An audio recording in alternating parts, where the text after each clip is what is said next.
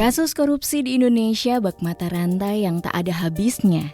Setiap tahun selalu ada kasus yang membuat negara rugi ratusan miliar hingga triliunan rupiah. Hukuman yang tergolong ringan disebut sebagai alasan mengapa korupsi begitu membudaya di negeri ini. Wacana dan isu hukuman mati yang sempat disuarakan sekarang perlahan menghilang. Namun, tak banyak yang tahu bahwa ada pejabat korup di negeri ini yang pernah dituntut hukuman mati oleh pengadilan. Nah, berikut 7 koruptor Indonesia yang pernah dituntut hukuman mati. Yuk simak videonya. Namun sebelum ke videonya, mari klik subscribe-nya dan nyalakan notifikasinya. 1. Kapten Iskandar. Pada era 60-an, ada nama Kapten Iskandar, sosok perwira TNI yang saat itu juga berposisi sebagai manajer perusahaan negara Triangle Corporation. Akan tetapi, pada 25 September 1965, Kapten Iskandar dituntut hukuman mati pada sidang Pengadilan Militer 6 Siliwangi, Bandung karena terjerat kasus penyalahgunaan jabatan dan kekuasaan.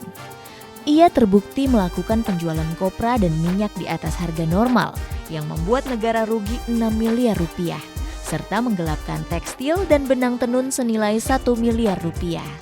Jumlah yang terbilang fantastis di masa itu. Namun, tuntutan hukuman mati yang sebelumnya digaungkan ternyata gagal setelah pada 1967 Mahkamah Militer Tinggi memberikan vonis 7 tahun kepada Kapten Iskandar. 2. Yusuf Muda Dalam. Pernah menjabat sebagai Gubernur Bank Indonesia pada tahun 1963 sampai 1966, Yusuf Muda Dalam ternyata pernah terseret beberapa kasus termasuk korupsi yang membuat namanya diadili oleh penegak hukum. Oleh jaksa ia disebut bertanggung jawab dalam kasus pemberian impor yang mengakibatkan insolvensi internasional dan lebih lanjut merongrong kekuasaan negara atau kewibawaan pemerintah. Memberikan kredit tanpa agunan pada 1964 sampai 1966, kepemilikan senjata api, dan melakukan perkawinan dengan 6 perempuan, yaitu Sutiasmi, Salamah, Jajah, Ida Jubaidah, Jufriyah, dan Sarina Rulita. Oleh karena itu pada 9 September 1967, Pengadilan Negeri Istimewa Jakarta menjatuhkan vonis hukuman mati kepadanya. Namun sebelum hari eksekusi, Yusuf justru meninggal dunia di rutan karena suatu penyakit. 3. Beni Cokrosaputro. Terdakwa kasus korupsi pengelolaan dana PT Asuransi Sosial Angkatan Bersenjata Republik Indonesia atau ASABRI, Beni Cokrosaputro sempat dituntut hukuman mati karena dianggap bersalah dan merugikan negara sebesar 22,7 triliun rupiah. Namun pada vonis yang dibacakan Kamis 12 Januari 2023 lalu, pengadilan hanya menjatuhkan vonis nihil kepada Beni Cokrosaputro. Pengadilan Tipikor Jakarta beralasan, vonis tersebut diberikan karena Beni sebelumnya sudah mendapat vonis maksimal, yakni penjara seumur hidup terkait kasus Jiwasraya. Di sisi lain, vonis hukuman mati yang dituntut jaksa penuntut umum dirasa tak sesuai dengan beberapa faktor di lapangan, yang intinya meringankan hukuman Beni Cokrosaputro. 4. Heru Hidayat. Sosok Heru Hidayat, Presiden Komisaris PT Asuransi Sosial Angkatan Bersenjata Republik Indonesia atau ASABRI yang sempat terseret kasus korupsi pengelolaan dana ASABRI bersama 8 orang lainnya, termasuk Beni Cokrosaputro. Ia pun sempat dituntut hukuman mati pada 18 Januari 2022 lalu oleh Jaksa Penuntut Umum Kejaksaan Agung. Namun seiring berjalannya kasus, ia akhirnya bebas dari tuntutan tersebut. Heru memang terbukti melakukan tindakan korupsi, namun ia lepas dari hukuman mati. Alasannya juga sama dengan Beni Cokrosaputro. Ia telah divonis maksimal atas kasus sebelumnya yakni kasus Jiwasraya. Selain itu, Heru juga harus memberikan uang pengganti senilai 12,6 triliun rupiah kepada negara. 5. Zhang Zhongsheng. Mantan Wakil Wali Kota Liuliang Provinsi Shaanxi, Tiongkok Utara bernama Zhang Zhongsheng dijatuhi hukuman mati oleh Pengadilan Rakyat Tingkat Menengah di kota Linfen pada 2018. ia terbukti menerima suap 1,4 yuan atau sekitar 2,1 triliun rupiah dalam rentang waktu 1997 sampai 2013 terkait izin pertambangan batu bara di wilayah Liuliang. Mirisnya lagi, Liuliang merupakan daerah yang kaya sumber daya alam.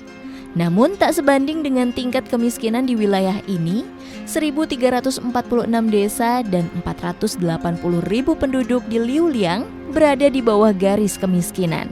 Lebih-lebih korupsi juga sudah menjadi hal yang lumrah di negeri Cina. Sampai pada tahun 2013, Presiden Xi Jinping yang kemudian menggalakkan hukuman mati bagi para koruptor. 6. Jang Song-taek. Paman dari Kim Jong-un, Jang Song-taek pada 2013 dijatuhi hukuman mati karena dianggap sebagai pengkhianat bangsa. Ia didakwa melakukan beberapa kejahatan seperti korupsi, upaya kudeta, perselingkuhan, dan penggunaan narkoba. Dari pernyataan kantor berita resmi Korea Utara atau KCNA, paman Presiden Korea Utara itu dieksekusi pada 12 Desember 2013.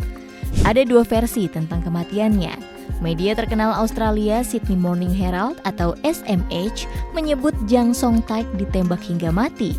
Namun versi yang lebih populer mengklaim kalau Jang dimasukkan ke dalam kandang yang berisi 120 anjing liar bersama 5 orang lainnya dalam keadaan telanjang, dengan tangan terikat dan disaksikan 300 pejabat senior korut. Jang meregang nyawa dalam eksekusi yang berlangsung selama 1 jam itu. 7. Lai Xiaomin. Pengusaha sekaligus bankir asal Cina Lai Xiaomin ditahan pada tahun 2018 lalu. Pria yang juga menjabat sebagai pimpinan di salah satu perusahaan manajemen aset 4 besar milik negara itu didakwa menerima suap dari orang-orang yang ingin mendapatkan pekerjaan, kontrak, dan promosi di perusahaan yang ia pimpin senilai 1,79 miliar yuan selama 10 tahun terakhir. Selain itu, ia juga diketahui memiliki emas batangan dan mobil mewah, brankas dan lemari penuh uang yang terdapat di dalam sebuah flat atau supermarket di Beijing, ratusan juta yuan di rekening sang ibu, hingga 100 wanita selingkuhan yang membuat dirinya terseret kasus bigami, yakni menikahi seorang yang berstatus sebagai istri atau suami dari orang lain. Karena perbuatannya itu, ia dihukum mati pada Januari 2021 lalu.